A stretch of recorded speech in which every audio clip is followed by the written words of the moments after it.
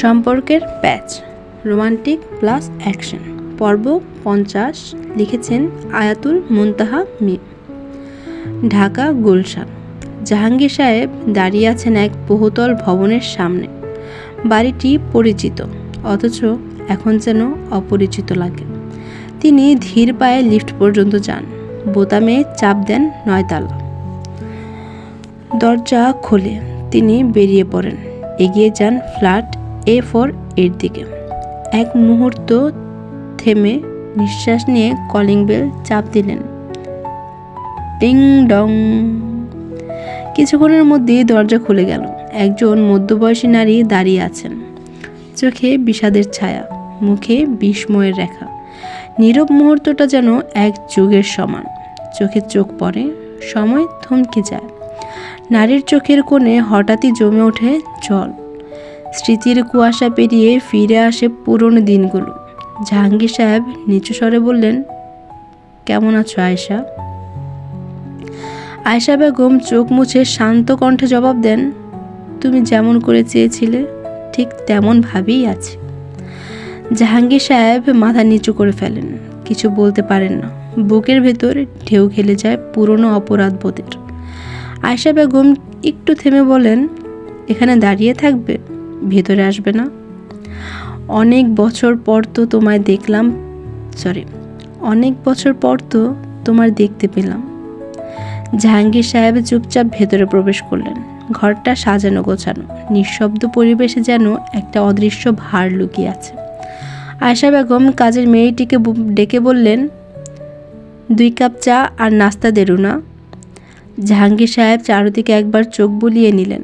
আয়েশা বেগম একটু থেমে জিজ্ঞাসা করলেন, তারপর বলো, হঠাৎ এত বছর পর কি মনে করে এলেন? জাহাঙ্গীর সাহেব গম্ভীর দৃষ্টিতে তাকিয়ে বললেন, তুমি হয়তো এতক্ষণে বুঝে গেছো আমি কেন এসেছি। আয়েশা বেগম হালকা স্মিতে হাসলেন, চোখের কোণে সেই চেনা তীক্ষ্ণ বেদনার ছায়া। জাহাঙ্গীর সাহেব কৌতূহল নিয়ে বললেন, কি হলো, হাসছো কেন? আয়েশা বললেন, ইনায়েতকে নিতে এসেছো, তাই তো?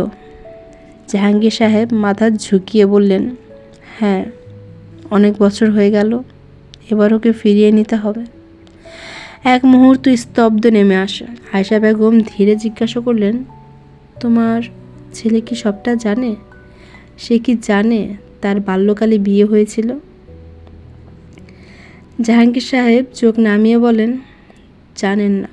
জানে না, তবে আমি ওকে বলেছি 2 দিনের মধ্যেই ওর বিয়ে হবে ইনায়েতের সাথে। আয়েশা চুপ করে রইলেন কিছুক্ষণ, তারপর বললেন, সে কি রাজি এই বিয়েতে? এই প্রশ্নে জাহাঙ্গীর সাহেব স্তব্ধ, জবাব খুঁজে পান না। সে কি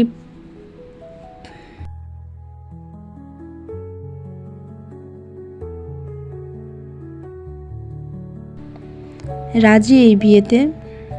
এই প্রশ্নে জাহাঙ্গীর সাহেব স্তব্ধ, জবাব খুঁজে পান না। সে কি বলবে এখন? আয়েশা নরম ও ধীর কণ্ঠে বলে, কি হলো, চুপ করে বসে আছো কেন? দেখো, জোর করে কিন্তু কিচ্ছু হয় না জাহাঙ্গীর। ভালোবাসা, সম্পর্ক, এই জিনিসগুলো চাপিয়ে দেওয়া যায় না। জাহাঙ্গীর সাহেব একটু রুক্ষ ভঙ্গিতে বলেন, জোর করে? আয়েশা, যা হওয়ার ছিল সেটা তো অনেক আগেই হয়ে গেছে। এই সম্পর্ক আমরা তৈরি করেছিলাম, ওরা তো না। এখন শুধু চাই ওরা একবার একে অপরকে সামনাসামনি দেখুক, নিজেরা বুঝে নিক, মেনে নিক, ব্যাস, আমার আর কিছুই যাওয়ার নেই। আয়েশা একটু দীর্ঘশ্বাস ফেলে তাকিয়ে থাকেন তার দিকে। চোখে মিশে থাকে এক ধরনের হালকা দুঃখ, আবার একটা আশঙ্কাও। রাফাত বাড়ি ফিরে শুনে রাহাতের বিয়ের কথা চলছে। এক মুহূর্তে যেন থমকে গেল ওর ভেতরটা। মনের মধ্যে অজানা আগুন জ্বলে উঠল।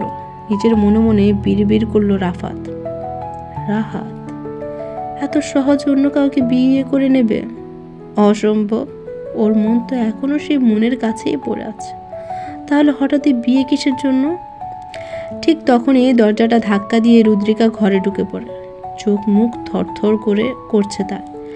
নিঃশ্বাস অস্থির করে বলে, রাহাত সব কিছু জেনে গেছে। কাল রাতে একটুর জন্য বেঁচে গেছি আমি। ও আমাকে মেরে ফেলতে চেয়েছিল জানো। আমি কোনোভাবে নিজেকে বাঁচিয়েছি। আমি আর এক মুহূর্তে বাড়িতে থাকবো না। রাফাত হতভম্ব হয়ে তাকিয়ে থাকে রুদ্রিকার দিকে। কিছু বলতে যায়, কিন্তু রুদ্রিকা তাকে থামিয়ে বলে, তুমি আমাকে মিথ্যা বলে বাড়িতে এনেছো রাফাত। তুমি আর আমার বাবা মিলে রাহাতকে শেষ করার প্ল্যান করেছিল, আমি জানি। কিন্তু মনে রেখো, তোমরা ওকে কখনোই শেষ করতে পারবে না। ও যা করতে চায় সেটা ঠিকই করে ফেলবে। রাফাতের চোখ মুখে তখন শুধু আতঙ্ক আর হতাশা। রুদ্রিকা নিজের জিনিসপত্র নিয়ে বাড়ি থেকে বেরিয়ে যায়। রাফাত চাইলেও রুদ্রিকাকে আটকে রাখতে পারে না। এখন আমি কি করব? রাহাত সব জেনে গেলে তো আমার এখানে থাকাটা মুশকিল হয়ে যাবে। তখন আমি ভাইয়ের দোহাই দিয়েও থাকতে পারবো না। এইদিকে ওষুধ কোম্পানি থেকে টাকা আমি সরিয়েছি, সেটাও কি জেনে গেছেন? না, আমি কিছু একটা প্ল্যান করতে হবে। এত সহজে আমি হার মানতে রাজি নই। আমার সব চাই, রাহাতের গাড়ি, বাড়ি, টাকা পয়সা, বিজনেস, এমনকি মনকেও চাই। সব চাই, সব। রাফাত পাগলের মতো করছে। ওর এসব কথা বাইরে থেকে শাহিদা বেগম শুনে ফেলে। শাহিদা বেগমের ভাবতেই অবাক লাগছে, তার ছেলে এতটা নিচু মনের মানুষ। ভাই হয়ে আরেক ভাইয়ের সব কিছু কেড়ে নিতে চাইছে। শাহিদা বেগমের কপালে চিন্তার ভাঁজ। না জানি কোন যুদ্ধ শুরু হতে লাগলো তার সংসারে। ঢাকা শহরের ব্যস্ত রাস্তায় জিয়া উদ্যানের সামনে নিজের কালো বাইকের পাশে দাঁড়িয়ে আছে রাহাত। আজ সকাল 10টার দিকে বরিশালের বাড়ি থেকে বেরিয়ে সরাসরি বরিশাল বিমানবন্দরে পৌঁছে সেখান থেকে তার ব্যক্তিগত রিচার্ড হেলিকপ্টারে চড়ে ঢাকায় আসে সে। গায়ে হালকা কালো জ্যাকেট, চোখে সানগ্লাস, এক হাতে ফোন, অন্য হাতে বাইকের হ্যান্ডেল চেপে ধরে কথা বলছে। ওই নাম্বারের সমস্ত ডিটেলস বের করেছো? ফোনের ওপাশ থেকে একজন অল্প বয়সী ছেলের কণ্ঠ ভেসে আসে, কণ্ঠের টেনশন আর তৎপরতা। জি স্যার, নাম্বারটা ট্র্যাক করা হয়েছে।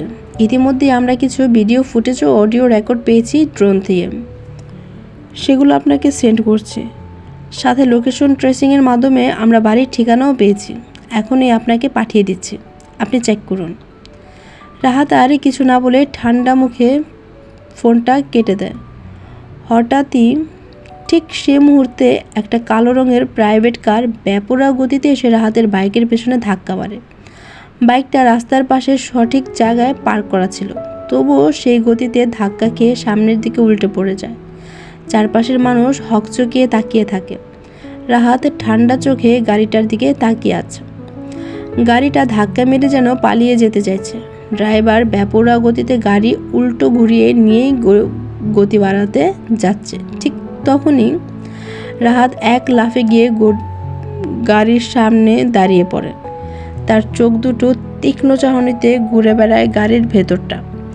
গাড়ির সামনের কাছ থেকে দেখা যায় ড্রাইভিং সিটে বসে আছে একজন নারী। অবাক করার মতো সৌন্দর্য, যদিও মুখ দেখা যাচ্ছে না। সে পরেছে ব্ল্যাক শার্ট, ড্যানিম জিন্স, মাথায় টুপি, মুখে মাস্ক, চোখে গাঢ় রোদ চশমা। একদম অচেনা। মেয়েটি বারবার হর্ন দিতে থাকে, যেন রাহাতকে সরে যেতে বলছে। কিন্তু রাহাত তার জায়গা থেকে এক চুলও নড়ে না। হর্নের শব্দ বেরিয়েই চলেছে, তবুও রাহাত নিঃশব্দ দাঁড়িয়ে আছে। হঠাৎই রাহাত নিজের রাগ সামলাতে না পেরে এক ঝটকায় সামনে এগিয়ে এসে গাড়ির উইন্ডো সিটে এক ঘুষি মারে। গাড়ির কাছে বড়সড় একটা ফাটল ধরা পড়ে। প্রচণ্ড শব্দে কাচটা ধৈর্য হারায়। গাড়ির ভেতরে বসে থাকা মেয়েটি চমকে ওঠে, চোখ মুখ কুঁচকে যায় তার। মাথায় হাত দিয়ে বসে পড়ে, যেন ভেতরে সে নিজে আতঙ্কিত হয়ে গেছে। মেয়েটি ধীরে ধীরে গাড়ি থেকে নেমে আসে, রাহাতের সামনে এসে দাঁড়ায়। এক হাত কোমরে, আরেক হাত তুলে ইশারায় কিছু বলতে যাবে, ঠিক তখনই ঠাস। রাহাতের হাত আচমকা উঠে গিয়ে মেয়েটির গালে সপাট এক চর বসিয়ে দেয়। এক মুহূর্তের জন্য সময়টা যেন থমকে যায়। পাশের রিক্সা, গাড়ি, পথচারীরাও কিছুটা স্তব্ধ। মেয়েটি চমকে ওঠে, গালে হাত দিয়ে রাহাতের দিকে এক দৃষ্টিতে তাকিয়ে থেকে তীক্ষ্ণ, আগুন ভরা, তীব্র অপমান আর ক্রোধে পরিপূর্ণ এক দৃষ্টি মেয়েটির। কিন্তু তার চোখে সানগ্লাস থাকায় সেই দৃষ্টি রাহাতের চোখে পড়ে না। সে বুঝতে পারে না তার সামনে দাঁড়িয়ে থাকে মেয়েটির ভেতর তখন কি ভয়ঙ্কর জ্বর বইছে। রাহাত আর একটাও কথা বলল না, চোখে একরাশ অবজ্ঞা নিয়ে ধীরে ধীরে হাঁটলো নিজের বাইকের দিকে। মাটি থেকে পড়ে থাকা বাইকটা ঠেলে তোলে, তারপর হেলমেট না পরেই সোজা উঠে বসে। একটা ঠান্ডা স্টার্ট, আর মুহূর্তেই বাইক ছুটে চলে যায় ব্যস্ত ঢাকা শহরের রাস্তা ধরে নিজের নির্ধারিত গন্তব্যের উদ্দেশ্যে। পেছনে রয়ে যায় স্তব্ধ, ক্ষুব্ধ এবং অগ্নিমূর্তি এক নারী। মেয়েটি ধীরে ধীরে চোখ থেকে সানগ্লাস খুলে নেয়। তার চোখ জ্বলে উঠেছে প্রতিশোধের আগুন। মুখ থেকে মাস্কটা সরিয়ে দিয়ে দাঁতে দাঁত চেপে বলে, হাউ ডেয়ার ইউ! তুমি আমাকে চর মারার সাহস কোথায় পেলে? তোমার এত বড় স্পর্ধা এই মুনতাহা ইনায়েতকে চর মারো? এই চরের মূল্য তোমাকে চরমভাবে দিতে হবে।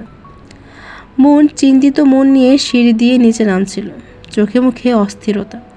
ঠিক তখনই হঠাৎ একজন ছেলের সঙ্গে ধাক্কা লাগতেই মন হোঁচট খেয়ে পড়ে যেতে যাচ্ছিল, কিন্তু ছেলেটি দ্রুত এগিয়ে এসে ওকে ধরে ফেলে।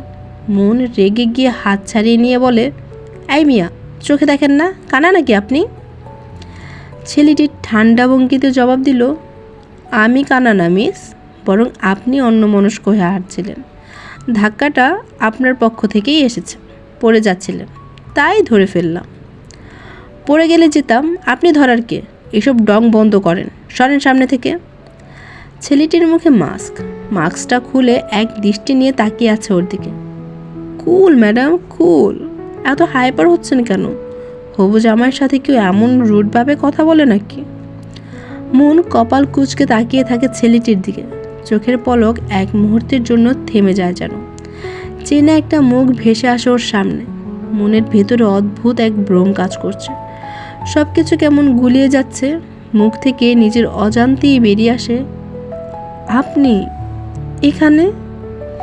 ছেলেটি ঠোঁটে এক বিস্ময় হাসি নিয়ে বলে, হ্যাঁ, আমি তোমার হবু বর নিলয় শিকদার। তার মানে মেহরাবের সাথে নিলয়ের কোনো সম্পর্ক আছে, হয়তো বন্ধুত্ব। আর সেই বন্ধুত্বপূর্ণ সম্পর্ক থেকেই হয়তো মেহরাব তার বোনের সাথে নিলয়ের বিয়ে ঠিক করেছে। কিন্তু আদৌ কি এই বিয়ে হবে, নাকি বিয়ের সময় অন্য কিছু ঘটবে? আজ এ পর্যন্তই। আগামীতে আবার আসবো নতুন আরেকটি সুন্দর এবং রোমাঞ্চকর পর্ব নিয়ে। সবাই ভালো থাকবেন, and please like, share and to subscribe আমার ছোট্ট উপন্যাসী পৃথিবী। Thank you.